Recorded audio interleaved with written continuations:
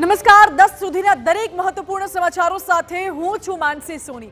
એક ઘડી ઘડાઈ રહી છે, થોડો જ સમય બાકી રહ્યો છે, ફક્ત એક રાત હવે વિતાવવાની છે અને પ્રભુ શ્રી રામ પોતાના ઘરે પરત ફરવાના છે। દેશ વિદેશના કરોડો ભક્તો જેની કાગદોડે રાહ જોઈ રહ્યા છે તે ઐતિહાસિક ઘડી આખરે આવી પહોંચી। 500 વર્ષના લાંબા સંઘર્ષ બાદ હવે અયોધ્યામાં ભગવાન શ્રી રામ દિવ્ય અને ભવ્ય મંદિરમાં બિરાજમાન થવા જઈ રહ્યા છે। વડાપ્રધાન નરેન્દ્ર મોદીના હસ્તે રામ મંદિરની પ્રાણ પ્રતિષ્ઠા કરવામાં આવશે। કરોડો રામ ભક્તો આ અણમોલ પ્રાણ પ્રતિષ્ઠા અવસરના સહભાગી થઈ ધન્યતા અનુભવશે। વડાપ્રધાન નરેન્દ્ર મોદી સવારે 10:25 વાગે અયોધ્યા એરપોર્ટ પહોંચશે અને સવારે 10:55 વાગે શ્રી રામ જન્મભૂમિ મંદિર પહોંચશે। પીએમ મોદી 12:05 રામલલ્લાનો અભિષેક કરશે અને પૂજા કરશે।